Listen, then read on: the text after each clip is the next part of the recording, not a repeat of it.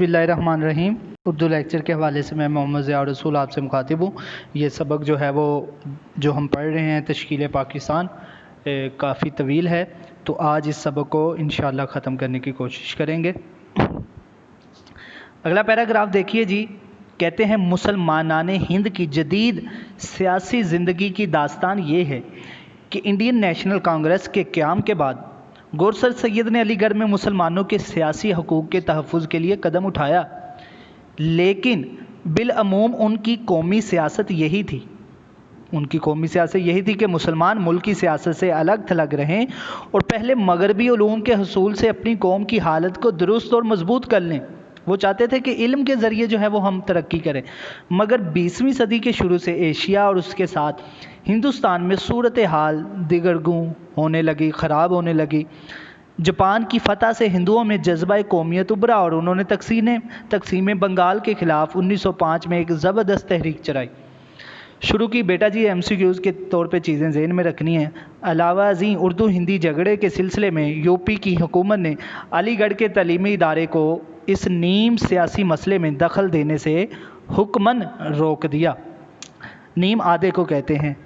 جس کی وجہ سے مسلمانوں کے لیے اور بھی ضروری ہو گیا کہ وہ اپنے تمدنی یعنی اپنے رہن سہن اور سیاسی حقوق کی حفاظت کے لیے ایک سیاسی جماعت کی بنیاد رکھیں۔ یوں دسمبر 1906 میں مسلم لیگ قائم ہوئی اور 1909 کی اصلاحات میں مسلمانوں نے جداگانہ انتخابات کا اہم حق حاصل کیا۔ پھر تقسیم بنگال کی تنسیخ منسوخی 1911 اور جنگ بلکان و طرابلس 1912 سے جب مسلمانوں کو یقین ہو گیا کہ ان کے قومی اور بین الاقوامی حقوق حکومت برطانیہ کے ہاتھ میں محفوظ نہیں رہ سکتے، تو انہوں نے ہندوستان کے لیے سیلف گورنمنٹ کا مطالبہ کیا۔ یہ کچھ اصطلاحات آ رہی ہیں، یہ میں آخر پہ آپ کو بتاؤں گا۔ 1913 اور کانگریس کی طرف تعاون کا ہاتھ بڑھایا۔ جنگ عظیم اول نے ہندوستانیوں کے دل میں حرکت پیدا کی اور کانگریس اور لیگ میں یعنی مسلم لیگ میں میثاق لکھنؤ کا مشہور معاہدہ ہوا، جس کی وجہ سے برطانیہ 20 اگست 1917 کو یہ اعلان کرنے پر مجبور ہو گیا کہ ہندوستان کو بتدریج خود اختیاری حکومت دی جائے۔ لیکن جنگ کا ختم ہونا تھا کہ برطانوی حکومت نے ہندوستان سے طوطے کی طرح آنکھیں پھیر لیں اور ظالمانہ قوانین نافذ کرنے کی ٹھان لی۔ 1919 اور ادھر یورپ میں ترکی کے حصے بکھڑے کرنے کی سازش کی گئی، یعنی ان کو ٹکڑے کرنے کی سازش کی گئی۔ اس پر گاندھی نے علی برادران کی مدد سے عدم تعاون کی زبردست تحریک شروع کی 1920۔ لیکن اس تحریک کا ختم ہونا تھا کہ دوسرے ہندو لیڈروں نے شدہی اور سنگھٹن کی اشتعال انگیز کارروائیوں سے ہندو مسلم تعلقات کو قطعاً خراب کر دیا۔ اس زمانے میں مسلمان لیڈر غفلت کی نیند سوئے رہے، لیکن سائمن کمیشن کی آمد اور نہرو رپورٹ کی مسلم کش تجاویز پر وہ اپنے خواب سے چونکے اور آل انڈیا مسلم کانفرنس میں جمع ہو کر انہوں نے ایک متحدہ سیاسی مطالبہ جو مسٹر جناح کے 14 نکات سے مطابقت رکھتا تھا دنیا کے سامنے پیش کیا۔ 1929 میں 14 نکات پیش کیے گئے۔ ادھر کانگریس نے گاندھی کی قیادت میں مکمل آزادی کا اعلان کر کے سول نافرمانی کی تحریک شروع کی 1930۔ اس دوران میں لندن میں گول میز کانفرنس کا انعقاد ہوا 1930 تا 1932 اور برطانوی حکومت نے اپنا فرقہ وارانہ فیصلہ سنایا، لیکن ہندو لیڈروں کی ہٹ درمی کے باعث ہندو اور مسلمانوں میں کوئی سمجھوتا نہ ہو سکا۔ 1935 میں نیا گورنمنٹ آف انڈیا ایکٹ نافذ ہوا، جس کی روح سے مرکز میں فیڈریشن اور صوبوں میں خود اختیاری حکومت کا نفاذ طے پایا۔ 1937 کے انتخابات کے بعد کانگریس پہلے 6 اور پھر 2 اور صوبوں میں حکومت کرنے لگی، جس سے اس کا سر پھر گیا اور اس نے مسلم لیگ سے منہ پھیر کر مسلمانوں کو بحیثیت قوم کے ملیہ میٹ کرنے کا مصمم پکا ارادہ کر لیا۔ چنانچہ کانگریسی حکومتوں نے اردو کو مٹایا، ہندی کو ابھارا، ہندوانہ تمدن کے دیگر اداروں اور نشانات کو فروغ دے کر ہندوستانی مسلمانوں کو جداگانہ ہستی کو ہندوؤں میں مدغم کرنے میں 20 اعلانیہ خفیہ اعلانیہ طور پہ بھی اور خفیہ طور پر کوششیں شروع کر دی کہ مسلمانوں کو ہندوؤں کے اندر جو ہے وہ ضم کر دیا جائے، مسلمانوں کی پہچان کو ختم کر دیا جائے۔ یہ ہندوستان کے مسلمانوں کے لیے ایک بے حد نازک وقت تھا۔ مسلمانوں میں کہنے کو کئی سیاسی جماعتیں تھیں۔ مسلم لیگ جو 1906 میں قائم ہوئی، کبھی جاگتی کبھی سوتی رہی۔ اس کے بعد 1919 کے ہنگامہ خیز سال میں جمعیت العلماء بنی۔ 1929 میں خدائی خدمتگار اور مجلس احرار کا قیام عمل میں آیا، اور اسی سال نیشنلسٹ مسلمانوں نے بھی اپنی ایک کانفرنس منعقد کی۔ 1937 میں جب کانگریس برسر اقتدار آئی، اس نے مسلمانوں کی قومی ہستی کو ختم کرنا چاہا، تو سوال پیدا ہوا کہ مسلمان اس کا کیا جواب دیتے ہیں؟ اس خطرناک وقت میں مسلم لیگ کی قیادت جس زبردست شخص کے ہاتھ میں تھی، اس نے کانگریس کے چیلنج کو دلیری سے قبول کیا۔ یہ قائد اعظم محمد علی جناح رحمۃ اللہ تعالی علیہ تھے، جو ایک طرف سیاسی بات چیت میں انگریزی حکومت اور کانگریسی لیڈروں کے ساتھ پورے اترے، اور دوسری طرف اپنی لاجواب شخصیت کے بل پر ایک پراگنڈا اقلیت کو ایک مستقل قوم بنانے میں نمایاں طور پر کامیاب ہوئے۔ اکتوبر 1937 میں لکھنؤ میں آل انڈیا مسلم لیگ کے 25ویں سالانہ اجلاس سے اسلامی ہند کی تاریخ بیداری کا ایک نیا دور شروع ہوا۔ چنانچہ 23 مارچ 1940 کو مسلم لیگ نے لاہور میں پاکستان کی قرارداد منظور کی، یعنی مسلمانان ہند کے لیے ہندوستان کے ایک حصے میں ایک خود مختار حکومت اور ایک جداگانہ آزاد وطن کے قیام کا شاندار منصوبہ باندھا۔ اس سے قوم میں زندگی کی ایک برقی روح دوڑ گئی، بجلی کی روح تیز رفتار جو تھی وہ دوڑ گئی زندگی کی۔ اب وہ محض تحفظات و مراعات کی سائل نہ رہی کہ وہ صرف اپنا تحفظ اور کھانے پینے یا رہنے کی ضروریات کی سوال ہی نہیں رہے تھے، بلکہ وہ علیحدہ مستقل آزاد قومیت کے دعوے دار بن گئی، جس کی ایک اپنی جدا حکومت ہو، ایک اپنی جدا تہذیب ہو، اور ایک اپنا جداگانہ وطن ہو، جہاں وہ اپنی مرضی سے جو ہے وہ اللہ کی عبادت کر سکیں، اپنی مرضی سے اپنے رسم و رواج جو ہیں وہ قائم کر سکیں۔ پاکستان کی تجویز کے بعد اس منصوبے کو تفصیل سے مکمل کرنے کی ضرورت پیش آئی۔ چنانچہ 1944 میں معاشی مسئلے پر غور کرنے کے لیے ایک تعمیری کمیٹی وضع کی گئی، تعلیمی مسئلے کے لیے ایک تعلیمی کمیٹی بنی، اور دیگر اہم مسائل کے لیے مصنفین کی ایک کمیٹی بنائی گئی۔ 1944 میں پنجاب میں مسلم لیگ اور یونینسٹ وزارت میں جھگڑا پیدا ہو گیا، اور بمبئی میں گاندھی اور جناح کی ملاقات ہوئی مگر ناکام رہی۔ 1945 میں شملہ کانفرنس میں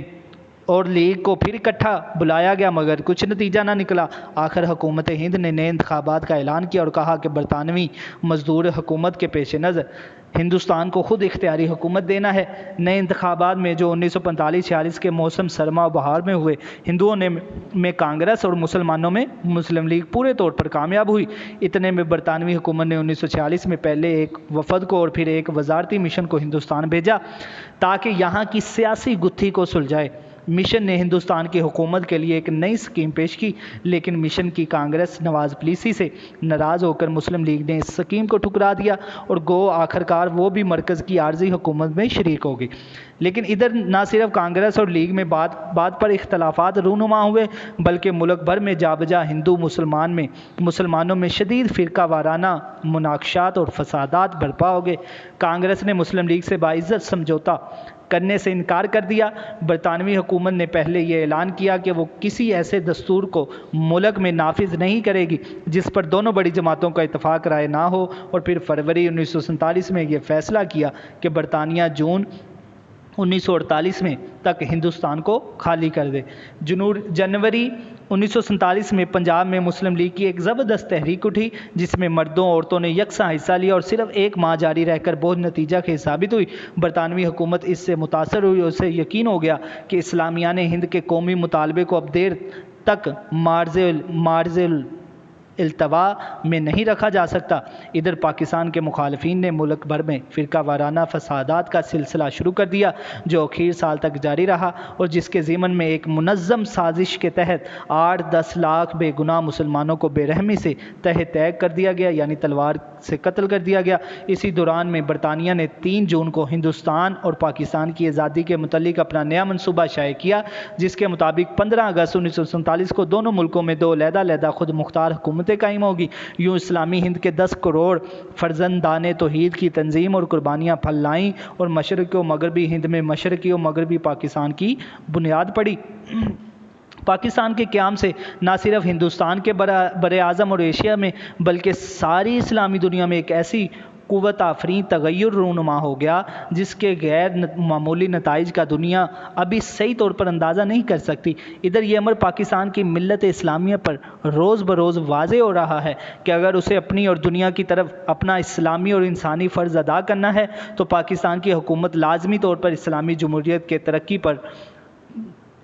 ترقی پرور اصولوں پر قائم ہوگی، جس میں مسلم اور غیر مسلم دونوں سے مساوی سلوک کیا جائے گا، جس میں بڑے بڑے سرمایہ داروں کے لیے جگہ نہ ہوگی بلکہ جس میں غریبوں اور کارکنوں کا خاص طور پہ خیال رکھا جائے گا، جس میں عورت کے حقوق اور اس کی شخصیت محفوظ ہوگی، جس میں دولت ادھر تمام لوگوں میں مناسب طور پر تقسیم ہو کر اور ادھر بیت المال میں جمع ہو کر عوام الناس کا معیار زندگی بڑھانے کے کام آئے گی۔ مسلمانوں کا نصب العین اسلام ہے، وہ اسلام نہیں جس کا ڈنکا مطلق العنان بادشاہوں اور خود غرض عمراء نے بجایا، بلکہ وہ اسلام جس کا حامل قرآن ہے،